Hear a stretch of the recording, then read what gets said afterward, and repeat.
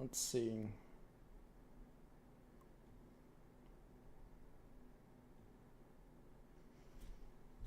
I don't know if we're live yet, but I want to check something real quick.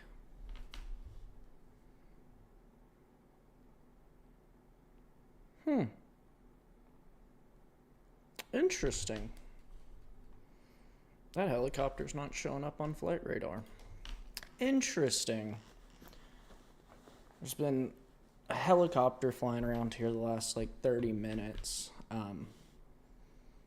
Yesterday, actually, a helicopter crashed not too far from here, which is crazy. So I'm just a little concerned it might come in through my back window. Probably irrational.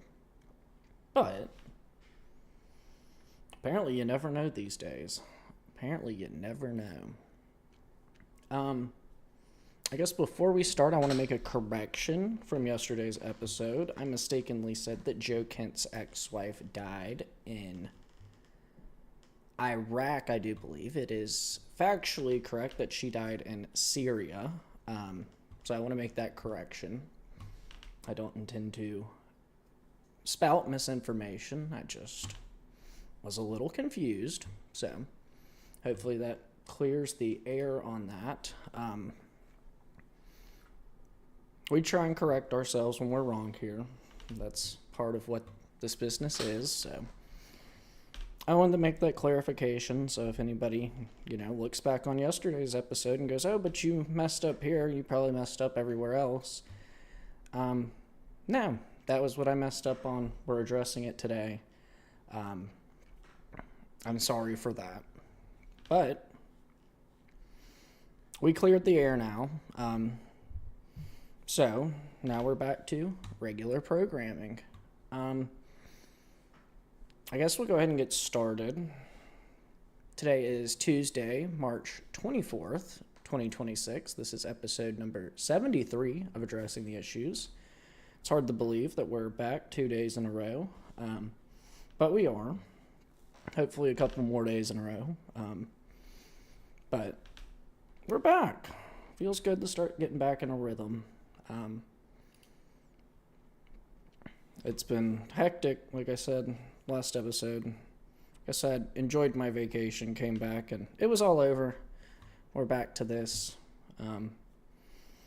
Looking up information all hours of the day, it seems. So yeah.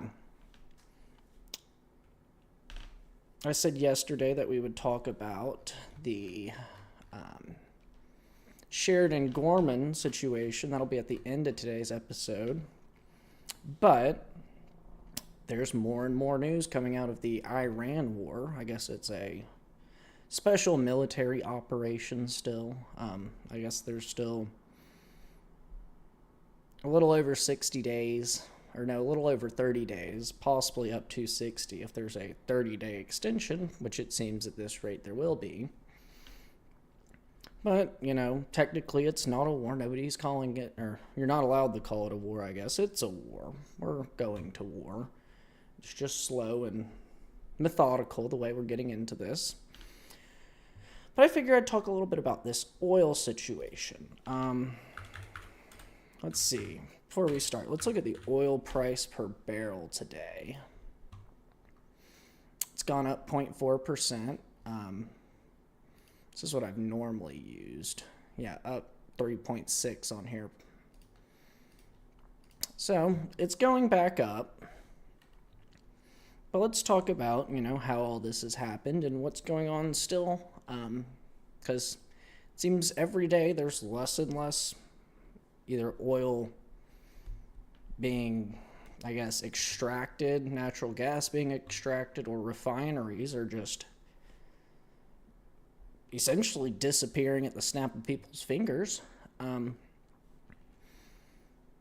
But we'll go from the start. The start of this, Iran closes the Strait of Hormuz. This causes oil prices to skyrocket. I believe it's 30-ish% travels out of the Strait of Hormuz from the Arabian Sea. As this war goes on, oil terminals begin to close all over the Middle East, oil refineries. There are oil refineries closed in Saudi Arabia, Qatar, Israel, Iraq, Bahrain, UAE, and Iran. Iran, of course. Liquid natural gas terminals, liquefied natural gas. Oh, we're frozen. Hold on, I'll be right back. I hope it does.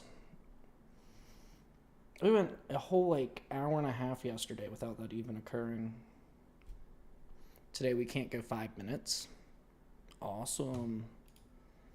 Awesome. Is this thing working? It looks like Rumble maybe back up. Okay, Rumble's back up.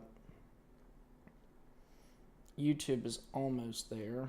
Let's see if Kick's back up. Okay, they're all back up. Okay, where were we? I was saying, I guess due to this conflict, oil terminals, refineries, all the lot have been closed all over the Middle East. Some they say will take weeks to months to fully restart to full operational capacity. That includes liquefied natural gas. These are oil refineries in Saudi Arabia, Qatar, Israel, Iraq, Bahrain, UAE, Iran. All oil refineries, oil extraction, it's closed in these countries. Not all of it, I guess, but certain places. They've been impacted by this war. There's also liquefied natural gas, which would be impacted. This would be Qatar, Israel, UAE, and Iran once again. Meaning, once these things stop, a cold start takes weeks, months to get back to full capacity. Meaning, it's going to be a little while before we get back to the, what was it? Around $60 was the price per barrel of oil. Now we're sitting at almost 90. That's a little bit extra that we're paying right now. But it's going to take a while for all these to come back since they have been completely shut down.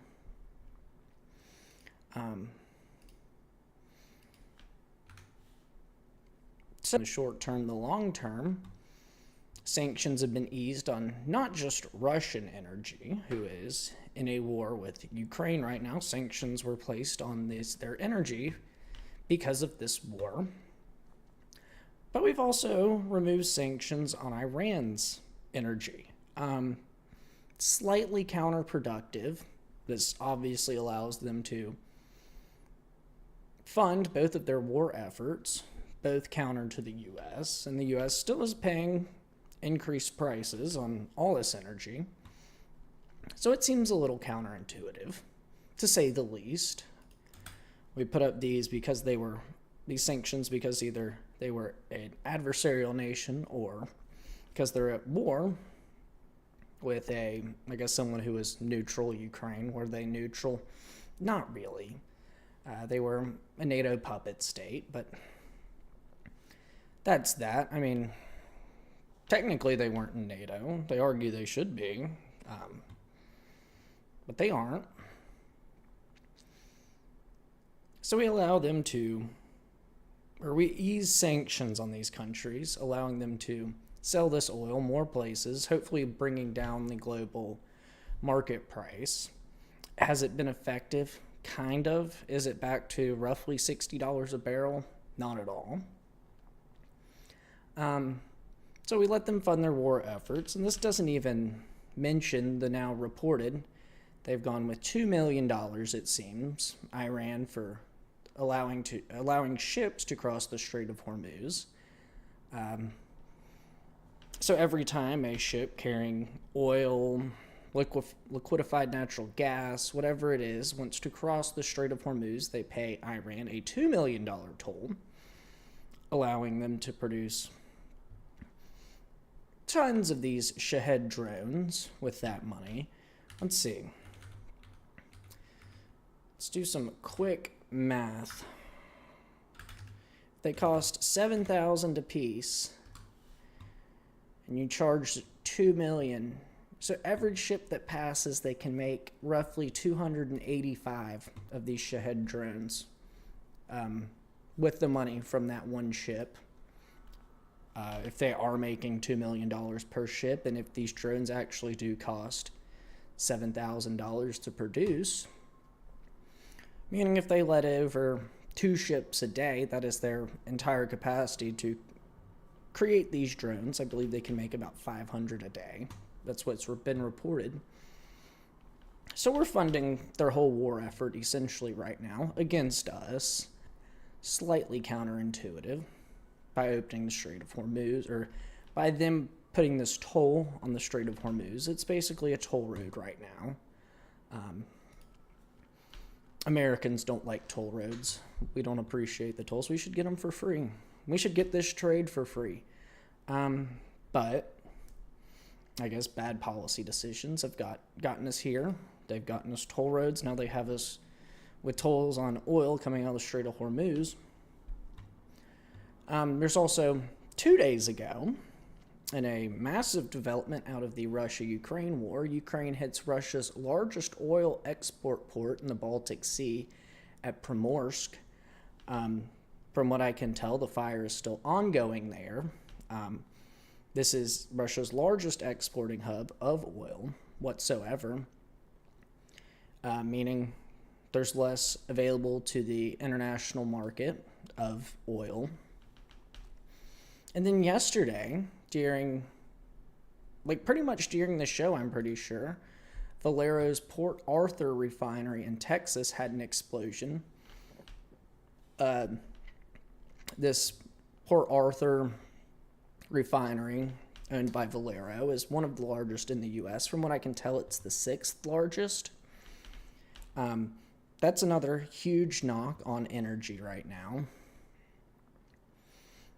Regarding this, I think we're going to need a lot of evidence to show that this wasn't, in fact, an accident, especially given the circumstances of less energy around the world, in the U.S. in general, the price of gas. We're going to need a lot of evidence that this was an accident, especially given these circumstances around this energy situation, which we're grappling with, I guess, in a way. Because there's right now a real chance it could be sabotage. It's been reported or claimed it was a faulty heater. I've only seen these from international sources.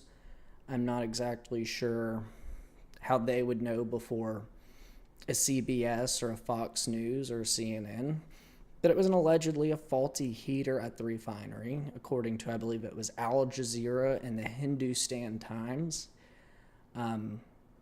Not people I would really trust right now, at least on U.S. affairs, given the war that's going on. But I think we need to look really closely into, is this sabotage?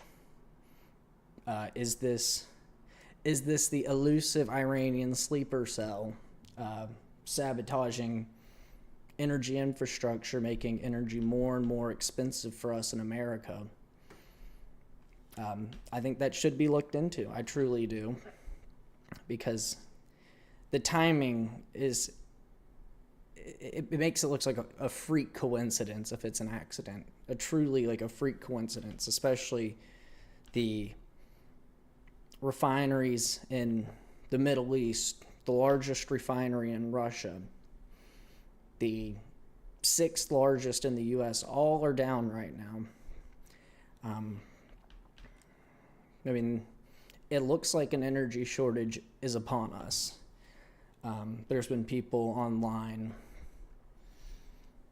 insinuating that the Cuba situation with no energy, complete blackout right now, is like a dry run, a test run of how it will affect a society before they deploy it on a world stage. I don't know how much I'm buying into that, but it seems to have at least a little bit of validity if all of these massive, all this massive energy infrastructure is all going down at the same time. Is it an omen even of what is next for the world? I hope not. I truly hope not. But it doesn't seem like the most far-fetched speculation, I'm going to be honest. I hope to have gasoline to fill up my car, energy to turn on the lights, especially my air conditioner going into this summer. I can't imagine what it'd be like, blackout conditions. I don't want to, but if we run out of energy, if we run out of oil, which is used not only in our cars, but I guess alongside liquefied natural gas is used in energy production, we could be seeing blackouts around the world, including even in the U.S. As far-fetched and horrifying as that sounds, there's nothing to power the grid. There won't be power in the grid. We haven't invested enough in nuclear capabilities for energy. I believe the last time we built a nuclear reactor was like in the 70s, if I'm not mistaken. We haven't expanded these micro-nuclear reactors, their production. It's claimed that these are going to be used more than likely for data centers and military function, but I think it'd be a good idea to start now on civilian use, because if we're going to run out of gas, it's going to be a hot summer for a lot of people. It's going to be a really hot summer for a lot of people. There's also reports coinciding at the same time.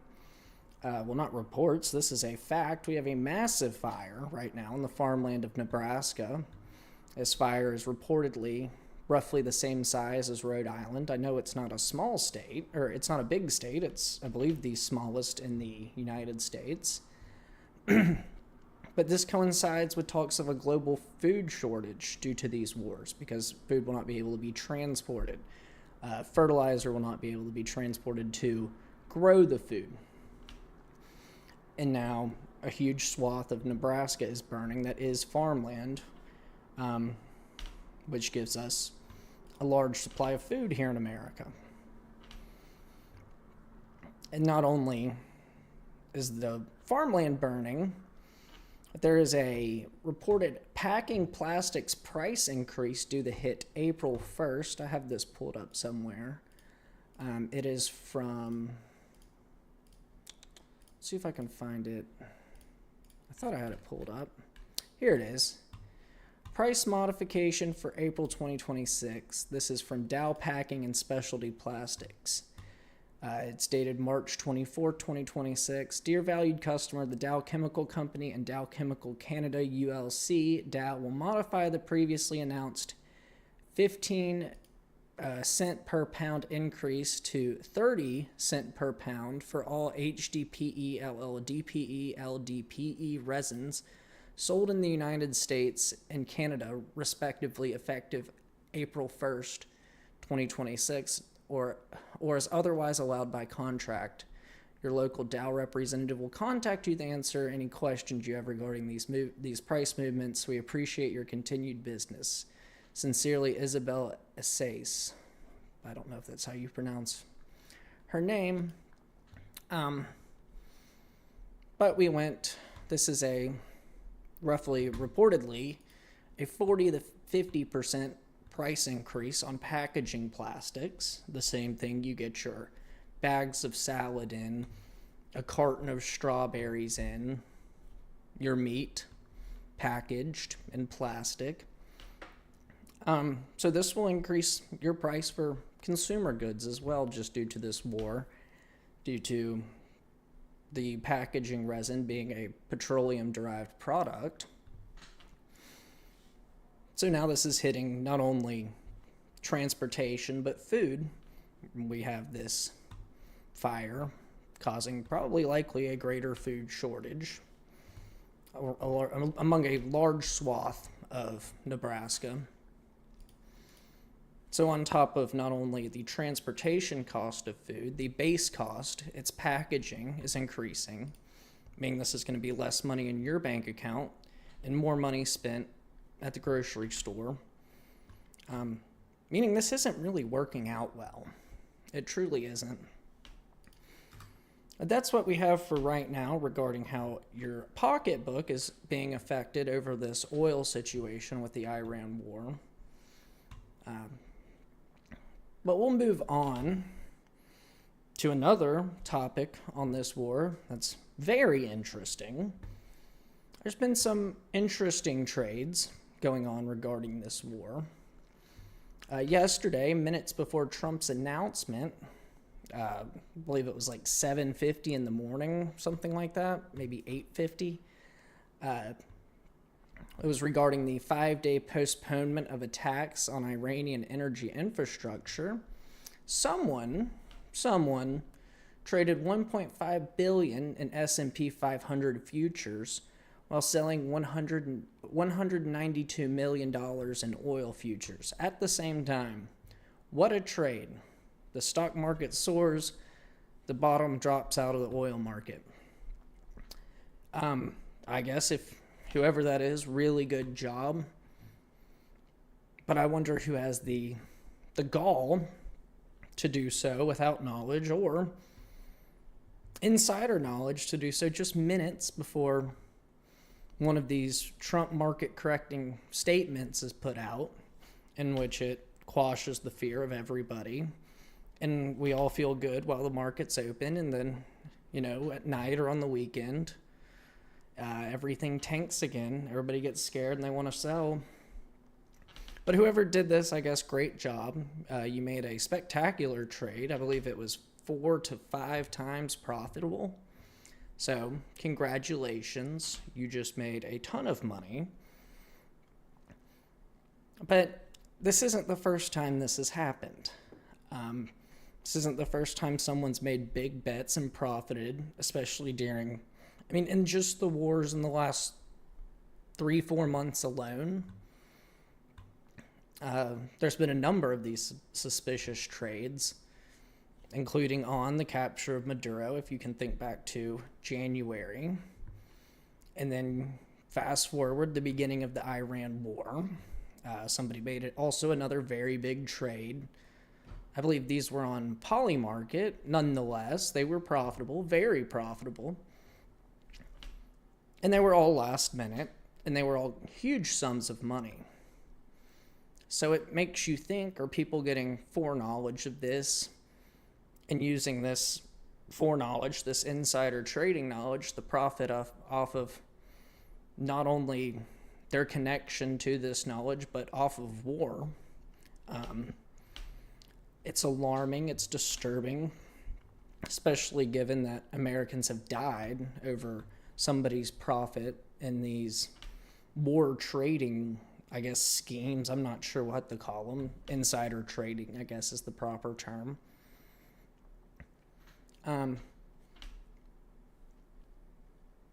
It's kind of crazy somebody's this good at this. But there's also more interesting timing going on right now. I guess in a different sense. Let's see, who is this? A Deliuric TMP. That's good. What's also interesting beyond this timing is when this ceasefire is going to end regarding the market. It seems that the ceasefire, this 5-day ceasefire, ends on Friday when the markets close. They'll be closed for the weekend. And coincidentally, for some reason, this is the same day over 2,000 U.S. Marines in the 31st Marine Expeditionary Unit on board the USS Tripoli amphibious assault ship and the USS New Orleans amphibious landing dock are expected to arrive into the Middle East. Kind of interesting that this is going to happen as soon as the markets close Friday. And this is alongside today's announcement that the Army's 82nd Airborne Division is reportedly being deployed into the region with roughly 3,000 troops, which could also be used in this heavily telegraphed move to take Karg Island. It's been claimed that all of these people may be going to Karg Island, particularly the Marines. That's where they are expected to arrive. It's been kind of questionable where the 82nd Airborne is going to be. There are rumors right now that the 82nd Airborne could be deployed to reopen the Strait of Hormuz by force or to seize other strategic islands or even coastal areas of Iran. And the report includes that the 82nd Airborne will be deploying alongside a brigade combat team. So I look at this heavily telegraphed idea of invading the invading Karg Island, alongside many of other people. We all look at this and we say, why are we telegraphing this so hard? Won't they build up a resistance on shore? As I have speculated in the past, there's likely going to be a huge resistance in the cliffs, mountains overlooking Karg Island that will be able to fire down upon it. But maybe this isn't exactly what the goal is here. Maybe this is a misdirection, as other people have pointed out. I feel the exact same way. But there's a few options here for how this goes. So one, they go through with the telegraphed option, which is Karg Island, in an attempt to disrupt these oil exports. I believe it's roughly 50%. And this would also demonstrate the U.S.'s power to take what they please to the new regime, current regime, continued regime, whatever you want to call it. It's all the same thing right now. Do we think they're going to do this, exert power, show power to Iran, and in turn somewhat bottleneck their economy? There is a chance that this goes through. I think Karg Island is an absolute kill zone. Even Lindsey Graham agrees, comparing it to Iwo Jima.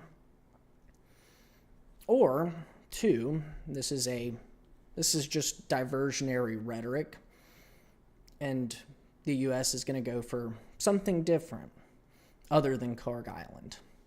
There's a couple different options me and other people have speculated upon.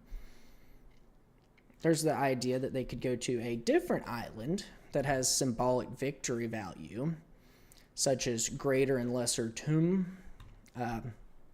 This is an island that's been disputed between Iran and the UAE. Iran currently occupies Greater and Lesser Tum, has military bases on them, and the UAE considers Greater and Lesser Tum occupied territory of its own. So capturing these or invading them would likely garner Arab support for this war, further support beyond allegedly the Saudi prince pushing Trump towards continuing this war. But I think it could be a symbolic victory, an off-ramp, in effect, that we can go there, say we won something, we won back Greater and Lesser Tum for UAE, and we've won the war now. This is what it was all about, were these two small islands in the Strait of Hormuz. Opening up the Strait of Hormuz effectively, in a way, as long as we could get a deal that includes that. I guess if Iran were to break it, we'll be right back there the next day. Not something I think any American in good conscience wants to do. But there is a more than likelihood that if Iran doesn't honor whatever ceasefire we give, we'll be back. That's just the way this stuff rolls. Or B, this is a diversion for the beginning of a mainland invasion, which is horrifying. Or at least a beachhead around the Strait of Hormuz. People likely suspect Baluchistan, Iran, which is a minority group, a territory that has tensions with the Iranian government. So it's not too far-fetched that we'd think we would find allies, or at least a neutral population, to be amongst while we continue this war into Iran. It seems likely this would be around the Chabahar Bay in Baluchistan. It has an airport, couple landing strips where you could land people. and establish a beachhead that isn't a beach of cliffs. Cliffs aren't really the greatest to invade on. There's flat beaches, there's a place to land ships, there's places to land aircraft. I think this is probably the most likely if we were to do the mainland invasion, establishing a beachhead somewhere near the Strait of Hormuz, entering Iran, because there's no way that we could take the USS Tripoli, the USS New Orleans to the Kurdish region and support our Kurdish allies, because there's no way to get there via water. I guess possibly. I looked into it. It looks like there's a mountain range in between the river through Iraq, which probably isn't our best option, and then over into Kurdistan. I guess it's a possibility. I find it highly unlikely we're going to drive a huge ship through a shallow river, which is a long choke point. It's unlikely. I guess you could fly in the 82nd to Kurdistan and go from there. But then that leaves the question of what is the USS Tripoli and USS New Orleans doing? Maybe that is just a decoy, a play fake, if you will. That's also a chance. I think it's highly more likely they're going to go in all together on one goal, maybe two. The two goal case being Greater and Lesser Tomb. We take the symbolic victory, we leave. There's also, like I said, the chance that this does turn into a beachhead and then into an invasion to hopefully restore some semblance of normal trade through the Strait of Hormuz. I don't know that that's even going to be effective. Given the range of these drones, we could have majority control of Strait of Hormuz. I guess roughly half of it, the western side or eastern side, and then they're still firing rockets from the western side. They're firing rockets from inland Iran, drones from inland Iran, and we haven't really accomplished anything, especially if they're still taking out trade ships. But that's how I see all this going down. I think it, amongst others, likely is going to be this weekend. After the markets close Friday, this momentary ceasefire on infrastructure is over. I think right around 4 o'clock Friday, all hell breaks loose. Troops are put in the wherever, whether that be one of the islands, mainland Iran. And that way, we have all weekend for Trump to do damage control on Truth Social. And then I don't know that we'll topple the Iran regime by the time markets open Monday. Could be a chance. I don't see that it's too likely. I don't think you run through a country bigger than Iraq and Afghanistan combined in 2 days and topple it. I just consider that unlikely. Hopefully, the best case scenario happens, and whether that be establishing regime change in 2 days or taking our symbolic victory of Greater and Lesser Tomb or our symbolic victory of Karg Island and getting out. And then once the markets open Monday, we aren't affected too bad. I don't think that's likely. I think it's going to be very prolonged. I think this could get beyond the 90-day special military operation window the president has. And then we're looking at damage control through Truth Social posts and stuff like this, and we'll be led to think everything's okay. We'll be said, oh, don't be a panicking, and Americans will be dying in the Middle East again. How disturbing is that? I wouldn't call it panicking. I'd call it common sense. But you'll be called names for thinking that any more than 0 dead in this war is a bad idea. There's people that I guess enjoy this kind of stuff, enjoy sending other people's sons and daughters to go die in a faraway land. I don't get on board with that. I don't subscribe to that mentality.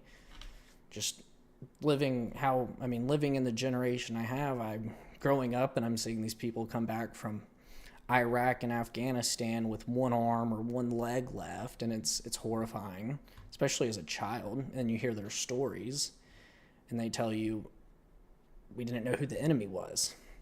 And I feel like it'll be a very similar situation, just on a much larger scale. And now it's my generation that gets to go live these horror stories.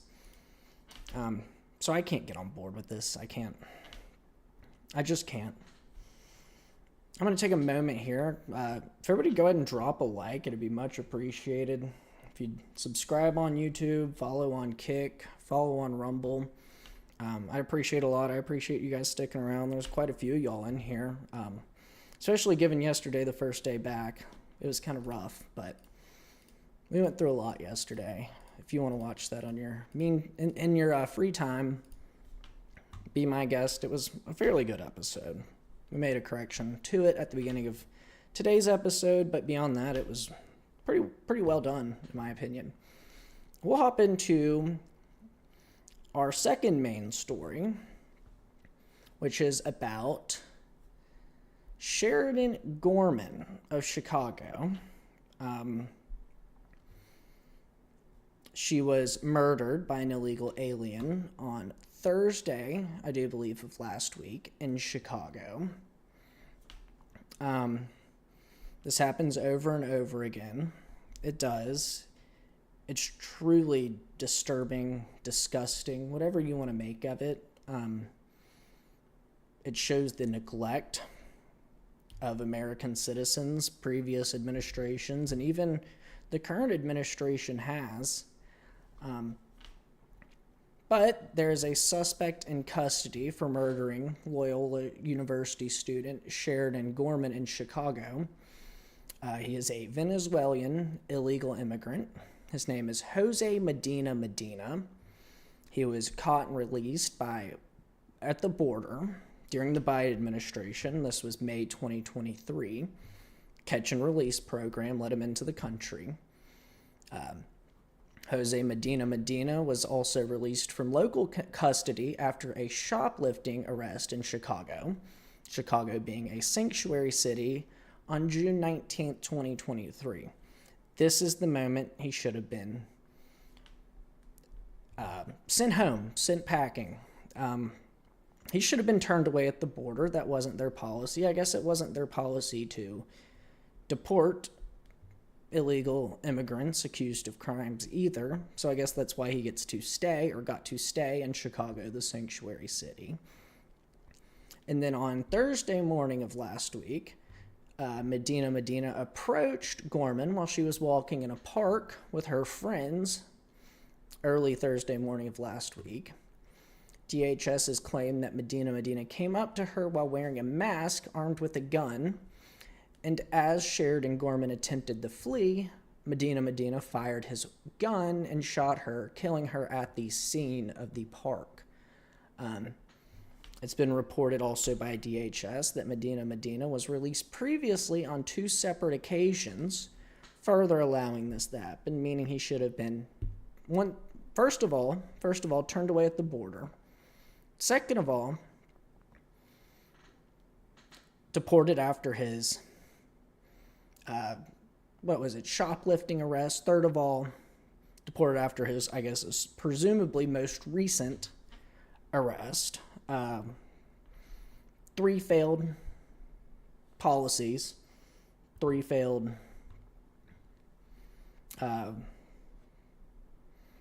actions by our Justice Department, by these sanctuary cities, sanctuary cities and Justice Department. He should have been at least turned away in the first place, deported the other 2 times, and now he has killed a college student. This isn't the first time we've seen this. We've seen this with Laken Riley, University of Georgia student, killed, sexually assaulted at the same time by a illegal immigrant. We've seen this time and time again, these failed policies leading to the deaths of American citizens.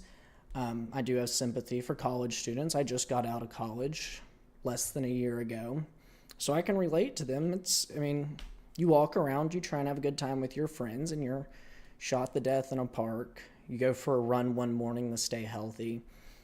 You get killed and sexually assaulted. These are failures of the Justice Department. Not only the Justice Department, but the open border policy, sanctuary cities. And it just shows we're not safe in our neighborhoods. We're not safe on public transportation. You can't take a train. You can't take a bus. And now you're not safe in parks because of this open border policy of the Biden and Harris regime, Alejandro Mayorkas. There's blood on all their hands. Their policies have allowed this to happen, and it's still happening today in 2026. It's absolutely disgusting. And this is why we need ICE out. We need them fully funded, probably more funded. I hate to say it. I'm very fiscally conservative, but I also believe that they probably need more funding to hire more people, arrest more illegal immigrants, and deport them. We need ICE out right now, arresting these people, deporting them, as opposed to sitting in airports, helping the helpless TSA agents. Absolutely helpless people. You could give them all the money in the world and they'd still let 80% of weapons through security and then give you a strange pat down at the end because you accidentally brought your toothpaste. It's a failure not only on the previous administration, but on the current one. There needs to be DHS funding. It needs to be fully funded. And right now we're not funding them. Yet Congress is still getting paid. We haven't passed the bill that when the government is in shutdown, partial or full, that Congress doesn't receive checks. I explained this yesterday, but if you aren't doing your job, would you be paid? Probably not. Yet Congress has that luxury. They don't do their job, yet they still get paid. It's disturbing. It leaves them even more disconnected from the average person. It really does. But instead of ICE being forced to go to airports because all the TSA agents are quitting because we won't fund DHS, they should be out preventing stuff like this. We need all the illegal immigrants gone. I'm sorry, we do. Because when you leave them, this kind of stuff happens. And it keeps happening. It keeps happening. I don't get who could be okay with this unless you're benefiting from their votes. We know who's benefiting from illegal immigrants' votes. It's rather obvious. It's the Democrats. Yet Republicans aren't willing to step up and say, and make stuff happen. They're not willing to say, we're not getting paid. Make the self-sacrifice of their, $200,000 a year salary. Sacrifice that a little bit, just a little bit, and say, we're not going to receive funding until the government opens up. Not willing to do that. They're not willing to force Democrats to fund DHS because they're not willing to take a cut on their own paychecks. Just a small one, $200,000, just a small cut of that. It won't hurt them. It truly won't. They're getting rich. The government, public servant was never meant to get rich. It was to serve the public. If they wanted to get rich, they should probably do better in the private sector. Personal opinion. And then now, because of this lack of funding for DHS, TSA's been cut. They're not showing up because their job sucks. They know their job sucks. They hate their job. And they're not getting paid to do the job that they hate. So they're not showing up, and now ICE has to step in. And they're running security at airports instead of deporting illegal immigrants, which are on the streets, in our parks, in our neighborhoods, on our public transportation, killing us. And that's the moment we're in. Our house is on fire. It truly is. It truly is. And we're not doing anything to put it out. I guess that's all we have on these updates for today. I told you I would go over the Sheridan Gorman story. It's been referred to as the Lake and Riley 2.0 story.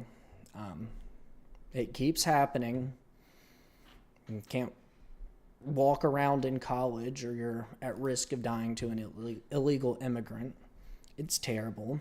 We're the greatest country on earth, yet our neighborhoods aren't safe. Our parks aren't safe. You can't hang out with your friends. You can't be healthy. You can't take a train. You get doused in gasoline and lit on fire. You get stabbed in the neck. I know that wasn't an illegal immigrant, but he was also released, 28 times? 28 prior convictions, I do believe. I may be wrong. Don't quote me on that. I'm not even going to correct that. Way too many prior convictions to count. Way too many for him to ever be on the train with Irina Zarutska. Yet she had to die because of a failed Justice Department. A failed city. Charlotte is a failed city. It truly is. It used to be so beautiful. I used to love going there. I don't know if I'd ever go back.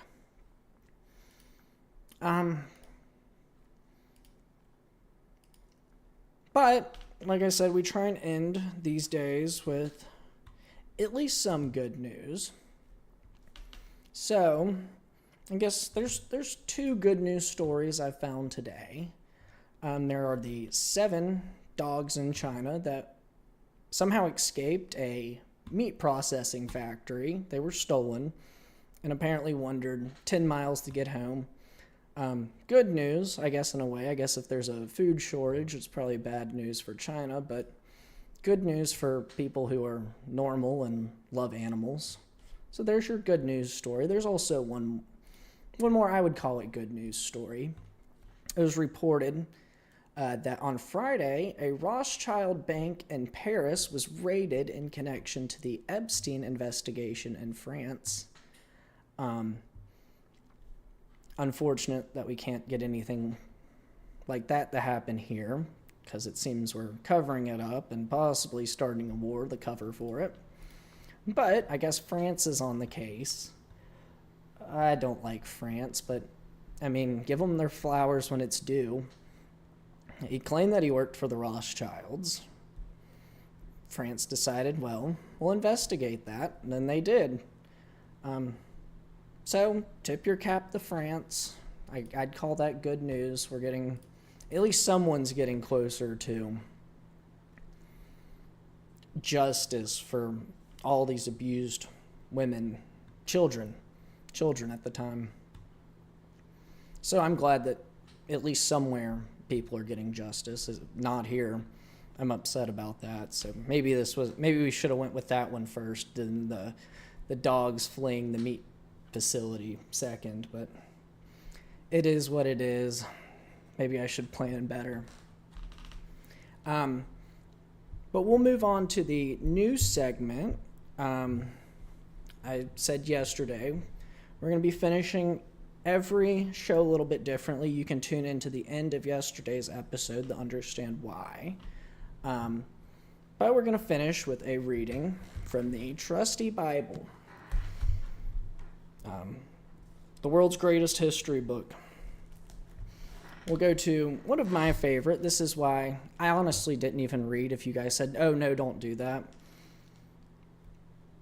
Because this one right here is one of my favorite verses from the whole thing. I think it's notable right now. I think it's notable forever. It's helped get me through a lot, personally. And this verse is essentially the reason why I'm going to keep doing this until something makes me stop. I don't know what that something would be. But here we go. We're going from Matthew 10:21 to Matthew 10:23. It says, "Brother will betray brother to death, and a father his child. Children will rebel against their parents and have them put to death. All men will hate you because of me, but he who stands firm to the end will be saved. When you are persecuted in one place, flee to another. I tell you the truth, you will not finish going through the cities of Israel before the Son of Man comes." Isn't that relevant today? Oh, we got turned crazy color. Let's see if we can fix that real quick. All right, that's a little bit better. They will hate you because of me. Isn't that the most true statement in the book? Everyone hates Christians, and the only reason I can come to is because we don't, or at least not in recent history, we don't subscribe to the idea that the sword is the mightiest. We would much rather convert people to Christianity than go and kill them. I believe that is a Christian standpoint, hence why Israel and Palestine is at such a war since the inception, or the modern day inception of Israel. I think it's not a Christian standpoint to go and slaughter people. There's thou shalt not kill. Maybe that's for next time. I'm not sure yet. But I do believe that has a lot of meaning, especially in times like these, especially when we're being called goyim and people are attacking Christians from Muslim backgrounds. People will hate you because of your faith in Christ, and you need to stand firm. It doesn't matter where you go, the Lord will follow you. So that's what we've got for today. It's a great verse, great group of verses, a great section, I guess. One of my favorites in the entire book. But it reminds you to keep your faith firmly in Christ, strongly in Christ, and all will be good at the end. And I think that's the best we can look forward to right now, is at the end, God will hopefully acknowledge our faith as a faithful servant, and never shifting on our belief in Jesus. I think that's very important, especially in times like these. You can flee all around the world just because of your persecution. And if they do find you and they do whatever to you, what is most important is that you are a steadfast believer. So that's why these are going to keep going, and I didn't even read what your guys' opinions were on that. Sorry, I said I would. Changed my mind. It is what it is. I hope you all enjoy the ending segments for now on. And it always leaves us with a good note. It's the best note. It's the words of the Lord, the words of our Savior, even.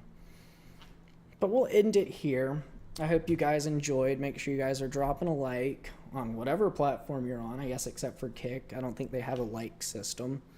But if you're on Kick, follow. If you're on Rumble, follow.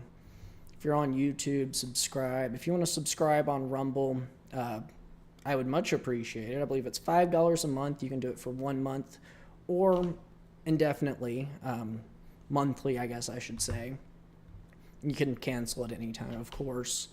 But it helps me, helps support the show, helps me in these troubling financial times we're all experiencing. And if you can't afford it, I guess the most important thing is your viewership, as always, which helps me battle this algorithm. Dropping a like helps me battle this algorithm. Subscribing, following, whatever it is that's non-monetary, along with your viewership, is just as, if not more important. So I appreciate you all for being here. I guess it's time to sign off. Well, I guess I'll say before that, we'll be back here tomorrow. At least that's the current plan. Tomorrow at 4:45 Eastern time. Hopefully we'll have better news. Maybe this will all be over. We'll go to sleep and it's just done. Hopefully. I have my doubts, but we'll leave you there.